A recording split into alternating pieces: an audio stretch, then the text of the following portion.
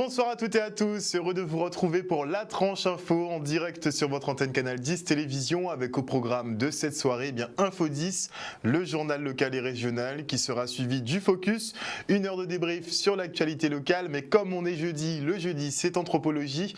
Je recevrai donc notre spécialiste des humanités classiques africaines Nusere Kalala Omotunde, avec qui on parlera ce soir des origines africaines de la notion de vie éternelle. En troisième partie, pas divise boissé puisqu'à 20h, vous retrouverez Brigitte Zabarel pour son émission Santé 10. Mais pour l'instant, place à l'actu.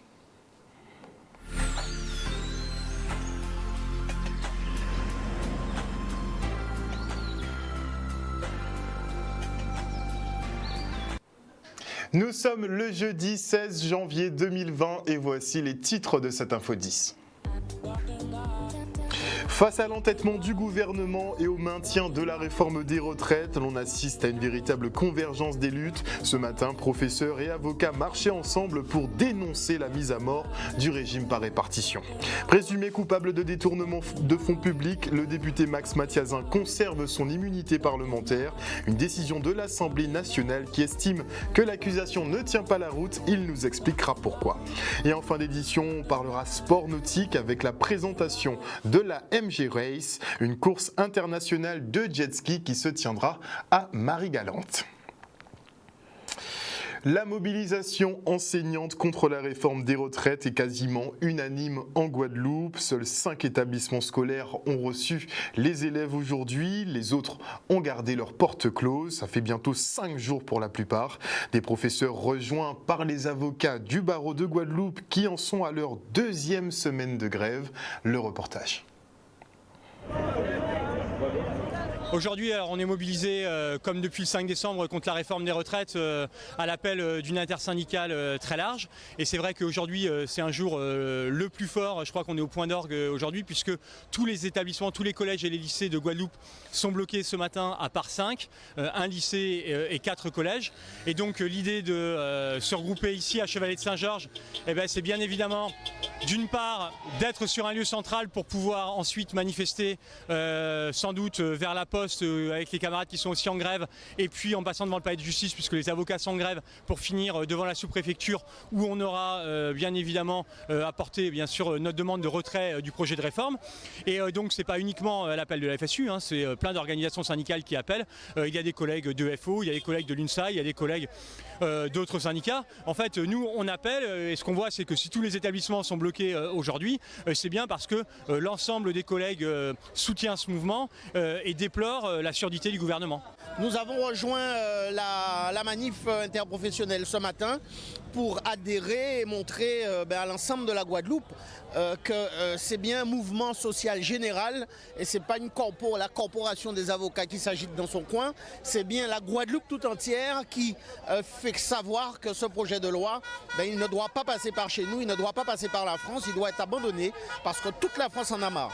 Alors aujourd'hui on a décidé de rejoindre ce mouvement parce qu'on trouve que c'est important de se manifester, c'est nous étudiants qui pouvons changer quelque chose et sans oublier que ça fait plusieurs fois qu'il y a une grève qui est mise en place mais nous sommes trop peu nombreux et sous prétexte de ne pas avoir cours, de ne pas faire cours avec les professeurs, on reste chez nous mais il ne faut pas oublier que si tout le monde se bat, les travailleurs, les professeurs, c'est pour nous demain, notre retraite de demain, donc il faut qu'on se sente concerné par cette cause qui est importante à nos yeux je pense.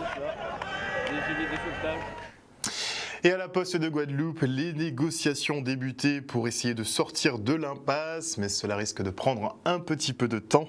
Les discussions sont longues, les points sont nombreux à traiter et les postiers, eux, ne sont pas pressés de façon à ce que tout soit bien finalisé. Le reportage. En suspension de séance, nous avons commencé depuis 8h30. Voyez l'heure, nous sommes pratiquement au 2e point. Entamer le 2e point. Vous pensez qu'au vu de ce que nous voyons et le positionnement du directeur, que les choses n'avancent pas vite. Mais nous, l'intersyndicale, nous ne sommes pas pressés. Les postiers ne sont pas pressés non plus. De plus en plus, la mobilisation s'amplifie. Nous sortirons de ce préavis de grève quand le directeur va accéder à tous les points et donner satisfaction à tous les points de la revendication des postiers de Guadeloupe. Nous entamons le deuxième point. Mais vous pensez bien que ça va vraiment tranquillement, mais nous ne sommes pas pressés parce que nous sommes là pour longtemps. Il faut qu'il puisse donner satisfaction à l'ensemble des points de revendication. Nous en avons 10. Si ça doit prendre toute la nuit, ça prendra toute la nuit. Et c'est dans une ambiance assez détendue que s'est tendue la dernière plénière du Conseil régional, une séance en présence de nos Miss qui représentent la destination Guadeloupe au national et à l'international. Une fierté pour le président Harry Chalus, conforté dans son idée que notre archipel atteindra ses objectifs, notamment en termes de tourisme. On l'écoute au micro d'Olivier Félix. Un bilan satisfaisant, 3 été voté à l'unanimité, c'était des réajustements, une vote de subvention et aussi surtout le bilan des satellites de la région, comme on le dit souvent. Guadeloupe Formation, CTIG et aussi Route de Guadeloupe. Et aujourd'hui, nous avons profité aussi pour recevoir dans l'hémicycle que la majorité régionale puisse féliciter nos 2 jeunes filles qui portent haut les couleurs de la Guadeloupe, notamment la Miss France et la première dauphine de Miss Monde. Et je dirais très bien, même si, comme je le dis souvent, il y a quelques encore petits problèmes à régler sur l'eau, les déchets, le transport, mais la Guadeloupe se porte bien par rapport aux autres régions. Et on peut le dire, il suffit maintenant d'un geste, une volonté des Guadeloupéens pour qu'on puisse aller de l'avant. Ce sera à nous maintenant de continuer, montrer que nous avons une visibilité, montrer que la Guadeloupe est attractive pour les touristes et dépasser actuellement les 1 million. Premier semestre, nous étions déjà à 455 000 touristes de séjour et nous pensons que pour 31 décembre 2019, nous allons atteindre ce million de touristes, le si cher que nous attendons tous. Et qui dit 1 million de touristes sera également au niveau de la recette d'1 milliard d'euros. Notre recette au niveau de la Guadeloupe. Et vous avez entendu, cette année seulement avec près de 500 000, nous avons déjà 1 milliard de chiffre d'affaires. Donc il ne manque pas grand-chose que les Guadeloupéens puissent se mettre ensemble avec le cœur dans l'intérêt de la Guadeloupe. La nouveauté pour 2020, ce sera le nouveau film institutionnel du comité du tourisme des îles de Guadeloupe qui devra sortir normalement courant du mois de février, qui va relancer une promotion forte sur les différents médias nationaux, voire internationaux, au niveau de New York et également de Montréal. Et ce sera vraiment l'axe fort pour l'année 2020.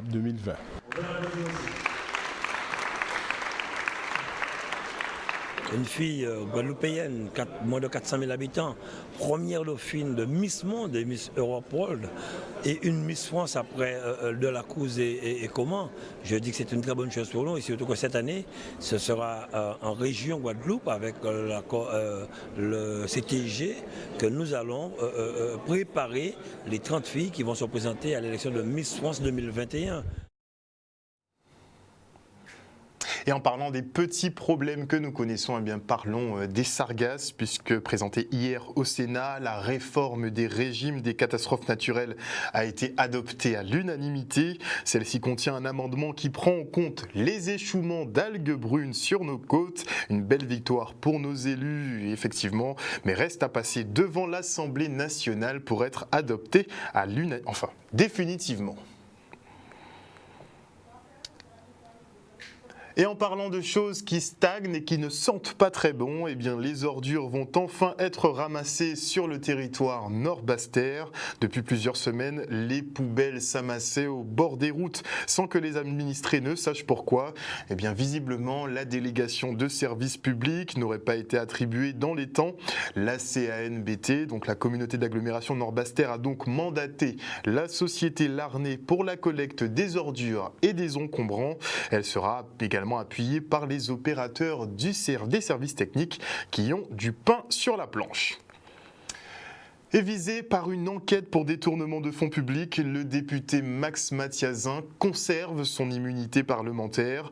Ancien directeur de la Caisse des écoles de Pointe-à-Pitre, il serait suspecté d'avoir donné à manger à des enfants gratuitement à la cantine scolaire et fait des tarifs préférentiels pour les familles. Une demande qui n'est pas suffisamment motivée selon l'Assemblée nationale qui vise à rejeter la demande. Il nous explique pourquoi. Ce refus est basé sur la base d'un argumentaire, parce que j'ai clamé mon innocence dans cette affaire. Et je ne sais pas pourquoi je me trouve là, et je signale que je n'ai jamais été inquiété, on n'a jamais dit mon nom sur une affaire de détournement de fonds. Ils disent 2 choses, que j'ai donné à manger à des enfants gratuitement à la cantine, et que j'ai fait des prix préférentiels pour les enfants, pour que les enfants mangent à la cantine. Donc ils disent que je n'ai pas perçu un revenu, une taxe ou un impôt qui revenait à la collectivité. Mais ils ne savent pas dire quel est le montant de cet impôt, combien d'enfants ont bénéficié de ces repas gratuits, combien de parents, combien d'enfants. Le deuxième élément, c'est que beaucoup pensent que présenter un dossier, faire face à un dossier de demande de levée d'immunité parlementaire est facile. D'abord, c'est 2 mois où je n'ai pas eu le dossier en main, donc je ne comprenais pas quelles accusations avaient contre moi.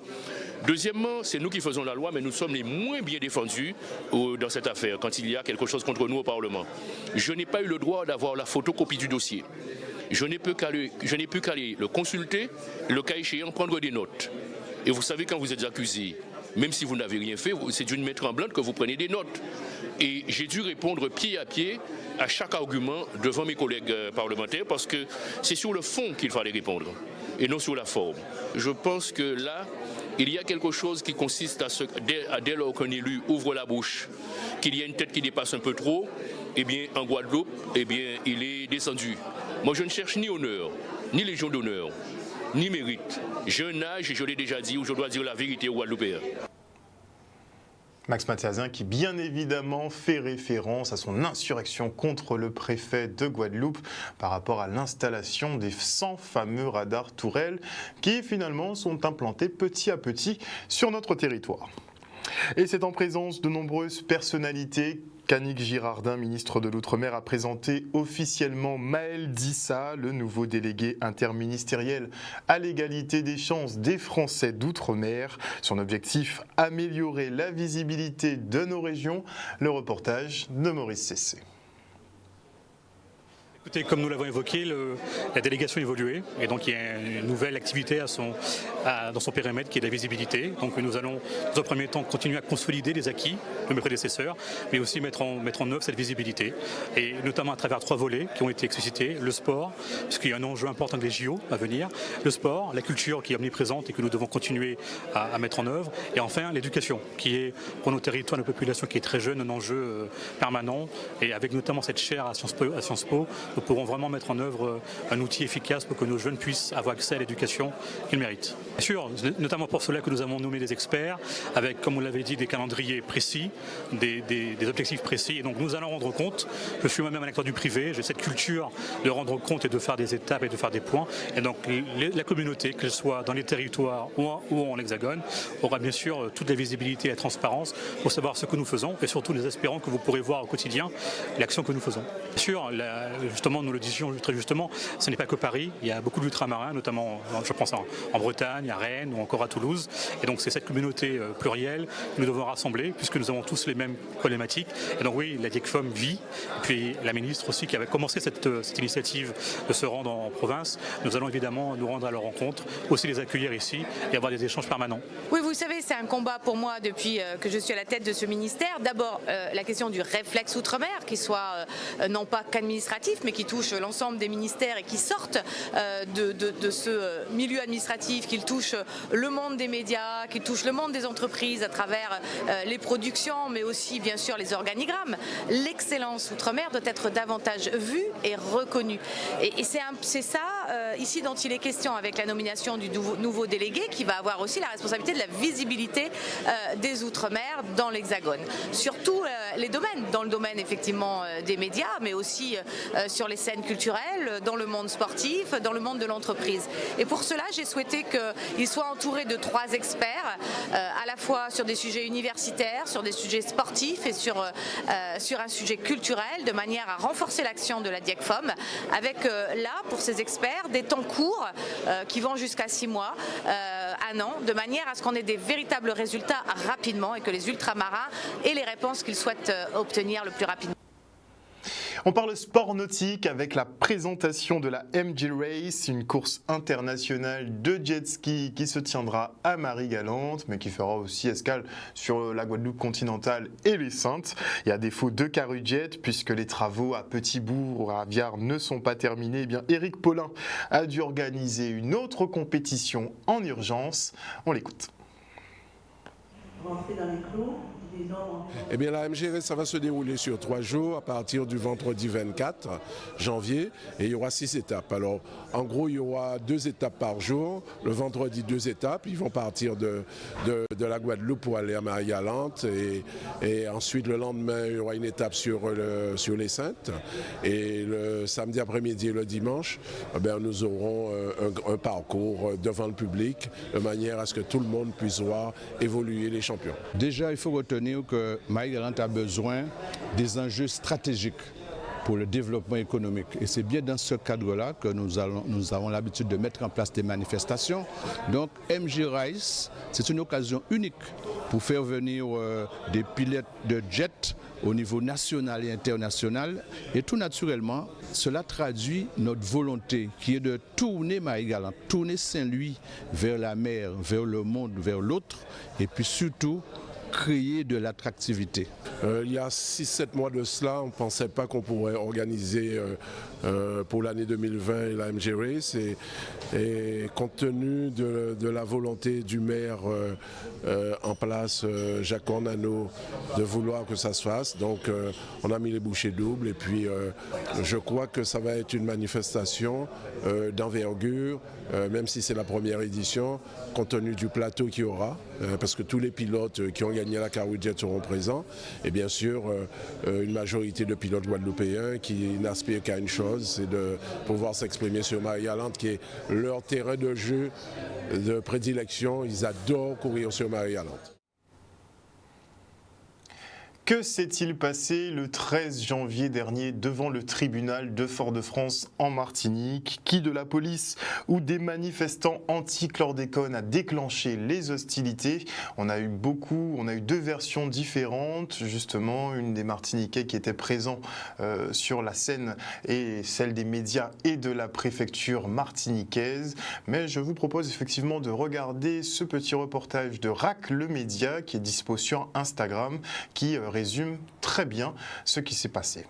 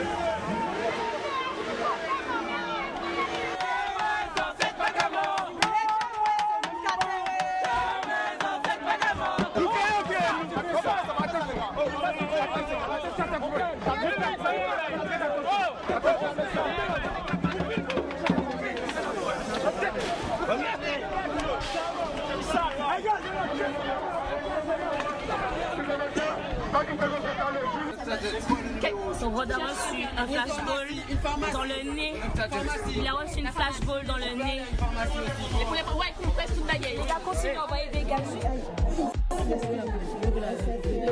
Les inspecteurs sont là. Excuse-moi, chérie, il a bloqué tout un magasin. Il a dit, ah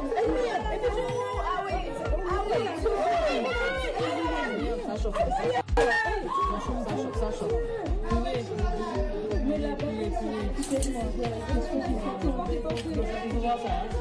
les manifestations qu'on Dieu, ça a pris. Non, pitié, j'ai pas parce que je serais pas grave, maman. En plus, on dit ça, je n'ai même pas aïe, aïe, aïe.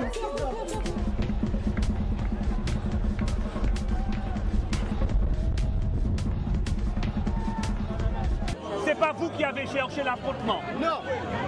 On a bien vu de qui est venue la provocation. Ok ? Et moi j'accuse ceux qui ont décidé d'organiser un tel blocage devant le palais de justice d'être à l'origine des incidents de ce soir.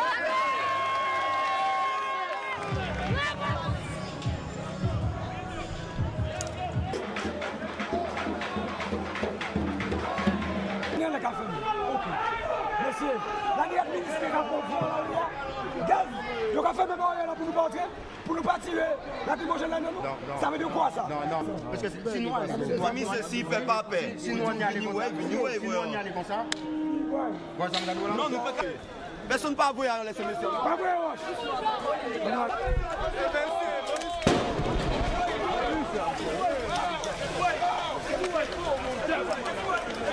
Regardez les gars. Allez, monsieur là.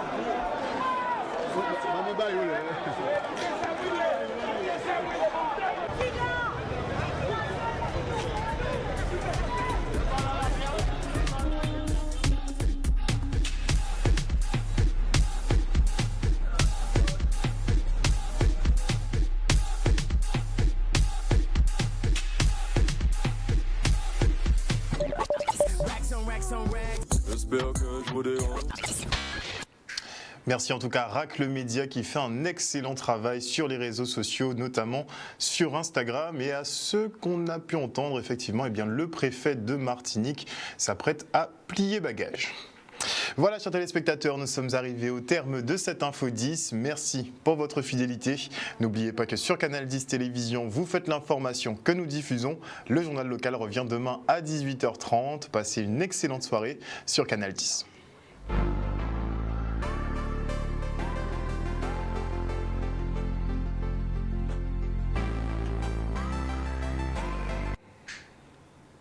À venir dans la tranche info sur Canal 10, eh bien le focus, et nous sommes jeudi, donc le jeudi c'est anthropologie. Comme je vous l'annonçais, nous recevrons notre spécialiste des humanités classiques africaines, Nusere Kalala Omotunde, avec qui on parlera ce soir des origines africaines de la notion de vie éternelle. Ça va être très intéressant à ne pas manquer. Et avant la coupure pub, je dis bonsoir aux fidèles auditeurs de Canal 10, notamment sur les réseaux et sur le Facebook. Bonsoir à Maggie Delaney. Bonsoir à Odile Zingilé, bonsoir à Fabien Nebo, toujours connecté. Fabien Nebo qui nous dit que les grèves cesseront pendant la période électorale. On verra ça, Fabien.